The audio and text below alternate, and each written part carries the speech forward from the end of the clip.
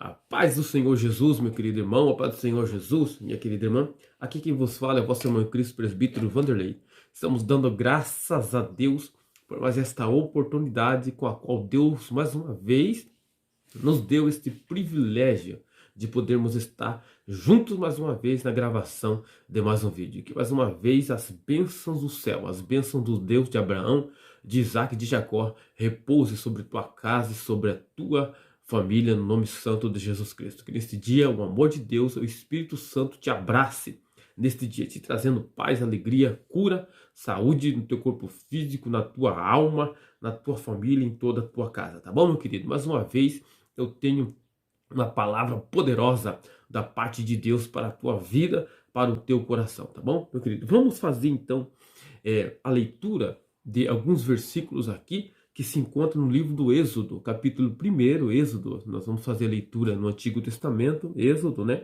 Um dos livros que Moisés escreveu, segundo os estudiosos, que é um dos Pentateuco também, né? Êxodo, capítulo 1, e nós vamos fazer leitura de apenas 2 versículos. Nós vamos ler o primeiro versículo e depois o versículo de número 10 e nós vamos extrair algumas verdades aqui.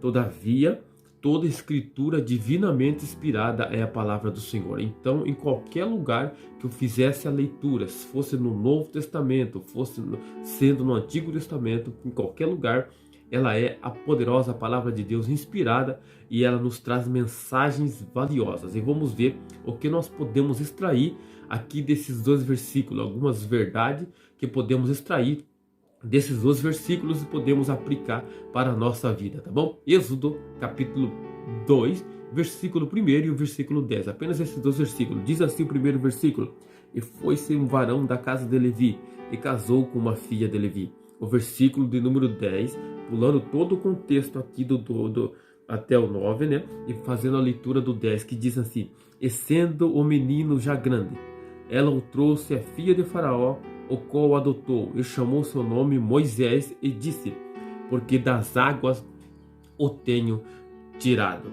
E foi-se um varão da casa de Levi, e casou com uma filha de Levi. E sendo o menino já grande, ela o trouxe a filha de Faraó, o qual o adotou, e chamou seu nome Moisés, e disse: Porque das águas o tenho tirado. O que nós podemos extrair? Algumas verdades aqui desses 2 versículos. Já eu vou entrar em 2 tópicos aqui, na qual eu tomei como base esses 2 tópicos, mas antes nós precisamos aqui fazer um pano de fundo histórico, que tudo começa com Abraão no capítulo 15 do livro de Gênesis. Deus pega Abraão ali, numa dos versículos ali do capítulo 15 de Gênesis. Deus faz cair um profundo sono sobre Abraão, e Abraão é tomado de grande pavor, de grande medo, mas Deus começa a falar com Abraão, e Deus vai dizer que a descendência de Abraão seria peregrina em terra estranha, em terra alheia, e que seria escravizada por 400 anos, mas Deus diz que depois desses 400 anos, Deus os visitaria, Deus os tiraria debaixo da sua servidão depois de 400 anos, ou seja, uma promessa que Deus havia feito, estava fazendo para Abraão. E de Abraão vai nascer Isaac, e Isaac vai nascer Jacó, e Jacó vai nascer as 12 tribos de Israel, que vão viver durante esses 400 anos escravizados na terra do Egito. E no livro de Êxodo nós vamos ver essa história, na qual quando José já estava morto, José, que havia dado grande livramento à sua família, aos seus irmãos que fazem parte ali dessas 12 tribos que viveram na terra do Egito durante o tempo que José estava vivo. Eles viveram bem, viveram cuidado, mas a Bíblia vai dizer que José, tendo já havido morrido, e se levantou outro governador, outro rei, outro faraó, e eles começaram a escravizar o povo de Israel, os irmãos de José que estavam na terra do Egito. E a Bíblia vai dizer que ele tinha medo que o povo de Israel se revoltasse contra eles, não se juntasse contra ele na guerra com seus inimigos. Ele tinha medo que Israel se juntasse contra eles. E a Bíblia vai dizer que eles começaram a afligir Israel com dura carga, com dura servidão, fazendo tijolos, fazendo o seu trabalho pesado para que Israel não se multiplicasse, para que Israel não aumentasse, mas não adiantou nada. Não adiantou nada. A Bíblia vai dizer que quanto mais ele afligia Israel, mais Israel se multiplicava. Então o faraó decide adotar outro método para que Israel não se multiplicasse. A Bíblia vai dizer que faraó tem um plano satânico, um plano que só pode ser um plano diabólico, porque só Satanás veio para roubar, matar e destruir. E o plano de faraó seria que todos os meninos de Israel, dos israelitas que nascessem, todos meninos, todos filhos que nascessem menino, seriam mortos, seriam jogados no rio Nilo para ser comido por gigantes crocodilos que haviam na época naquele rio. A Bíblia vai dizer que Faraó dá uma ordem às parteiras dizendo: quando vocês forem e virem que as israelitas, as hebreias, tiverem filho homem, peguem esses meninos e joguem os meninos no rio, matem esses meninos. Mas a Bíblia vai dizer que as parteiras tiveram graça diante dos olhos de Deus e livraram os filhos, os meninos. E a Bíblia vai dizer que diante de tanta oposição, diante de tanta prova que Israel havia passado, no versículo que nós fizemos leitura, está todo esse contexto, toda essa trama de Faraó para matar os filhos, para matar as crianças que nascesse homem. Mas no versículo de número 1 do capítulo 2 que nós fizemos a leitura, a Bíblia vai dizer que foi-se um varão da casa de Levi e casou-se com uma filha de Levi. Ora, a primeira tópico que eu quero tomar está nesse versículo aqui. Ora, quem é, irmãos, corajoso o suficiente para diante de tanta oposição, diante de tanta prova, ainda fazer um casamento, ainda ter coragem? É justamente isso, ter coragem para ir e casar-se com uma mulher. A Bíblia vai dizer que foi-se um varão da casa de Levi e casou-se com a filha de Levi. Pois é justamente isso que eu quero falar neste momento, neste primeiro tópico aqui. Coragem. Esse homem só poderia ter coragem, porque casar é multiplicar a família. Casar é ter ideia, ter planos para ter filhos. E quem diante de uma oposição tão grande de um rei que estava matando os filhos dos hebreus, quem é corajoso o suficiente para ainda ir casar-se com a filha de Levi? O plano deles era ter filho. E acredito eu que eles estavam justamente isso. A solução nossa está no nascimento de um filho, no nascimento de um menino. Esse homem, esse varão da casa de Levi, com essa mulher da casa de Levi, foram corajosos. E é isso que eu quero dizer e falar para você sobre coragem. E é isso que Deus quer que eu e você tenhamos. Coragem, um dos maiores exemplos de coragem aqui que eu posso citar na Bíblia é quando Israel estava perdendo a guerra, quando Israel estava quase para ser derrotado diante da afronta de um grande gigante que estava vencendo a guerra, vencendo a batalha somente no grito. Não havia ninguém com coragem suficiente para enfrentar Golias, mas Deus levanta alguém corajoso, e é isso mesmo que Deus quer, alguém que tenha coragem. No livro também dos Juízes, a Bíblia vai dizer que Deus dá uma ordem para Gideão, dizendo: o povo que está contigo é muito, e para que o povo não se orgulhe dizendo: nós vencemos a guerra com o nosso próprio braço, vai Gideão e apregoa entre o povo dizendo: todo medroso e covarde volte. Todo medroso e covarde volte, porque Deus não tem compromisso nenhum com medroso, com covarde. Deus, por certo, está procurando homens e mulheres que sejam corajosos o suficiente.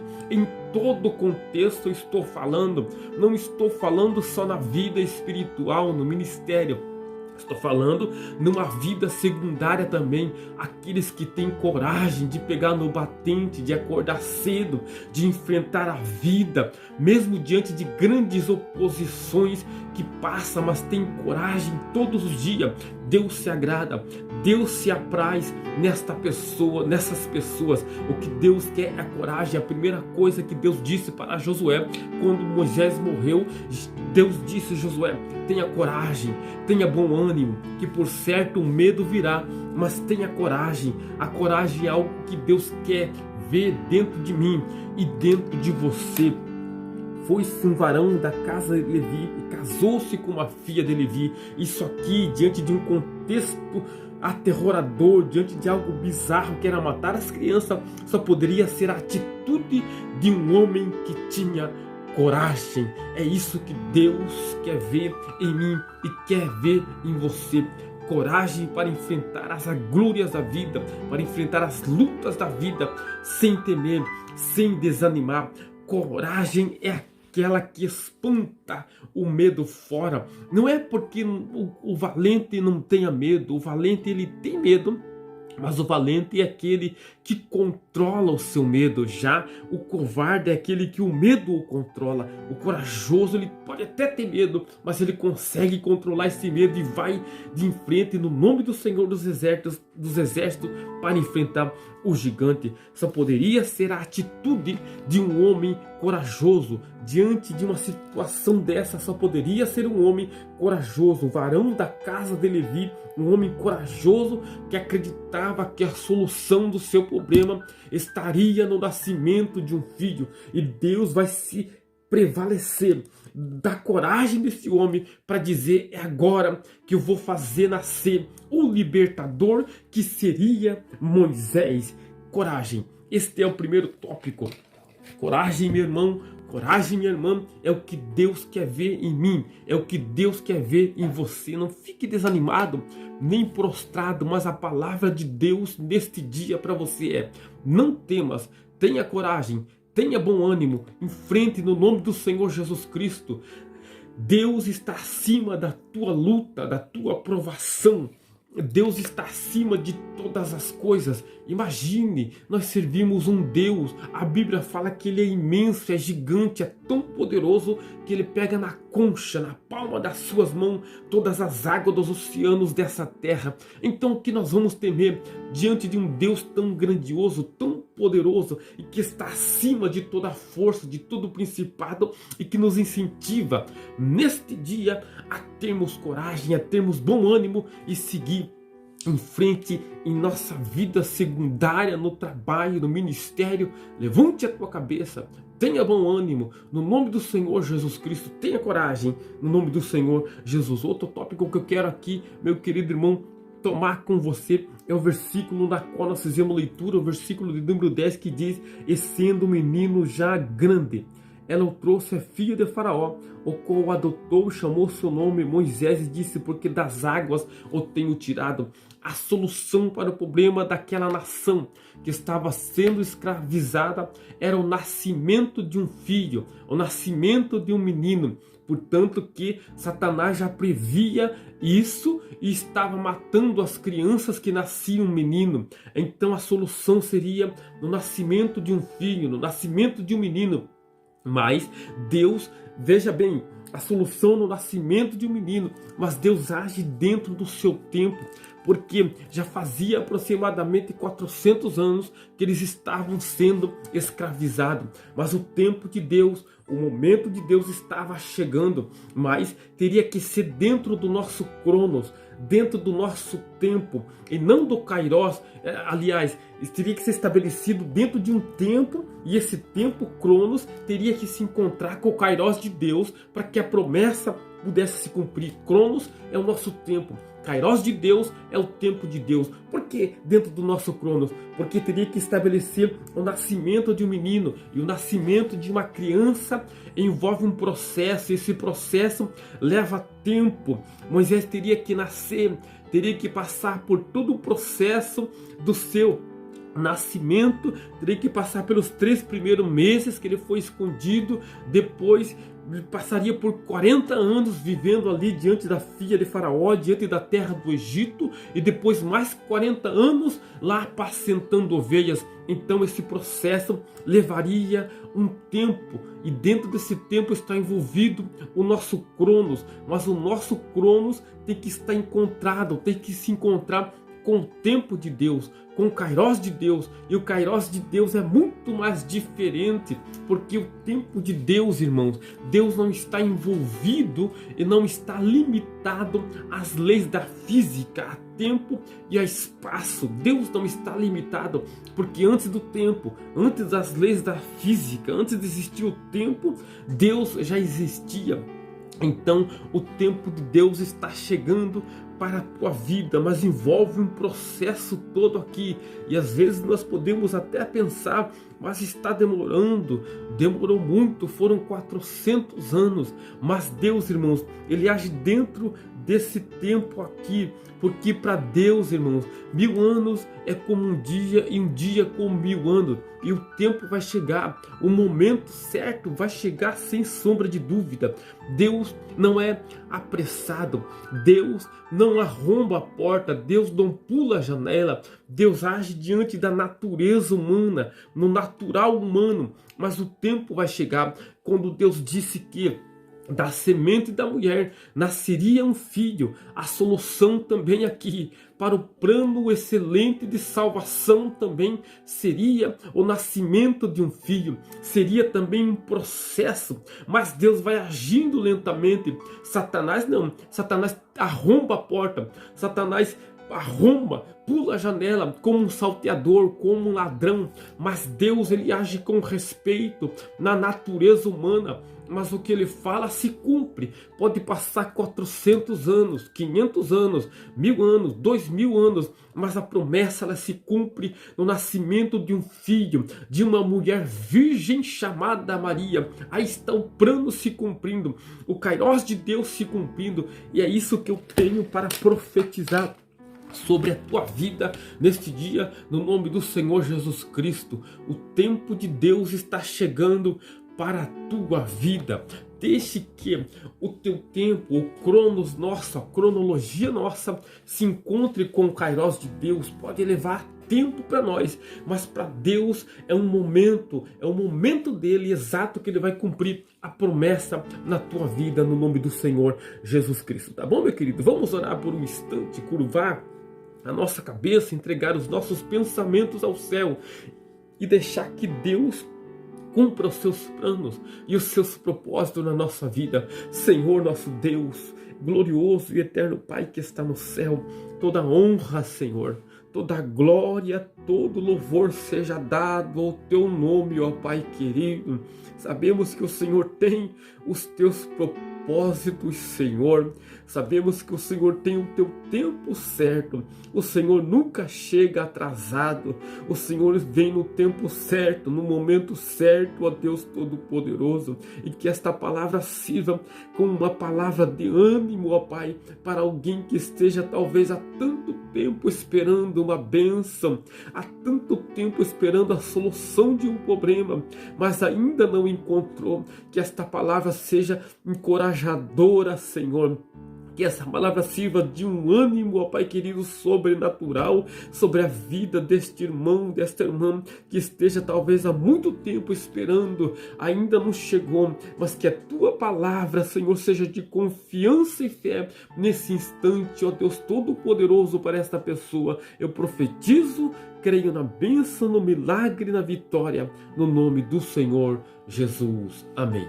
Quem tem ouvidos para ouvir, ouça o que o Espírito de Deus diz à igreja. Acredite nisso, tenha coragem e acredite que o tempo de Deus já chegou para a tua vida. Então somente tenha fé, tá? Precisamos de fé para esperar a promessa. Abraão esperou muito tempo e inúmeras pessoas esperaram muito tempo Mas eles acreditaram. E esperar com fé é isso. Esperar com fé é significado de não desanimar, de não desistir, mas saber que um momento ou outro, de repente, Deus descerá com a vitória e com a bênção para a tua vida. Amém? Não se esqueça, meu querido, de se inscrever no canal, de ativar o sininho das notificações, de compartilhar ali os nossos vídeos para nos ajudar na divulgação da palavra de Deus. Tá bom, meu querido? Deus te abençoe e até a próxima, no nome do Senhor Jesus. Amém, meu querido.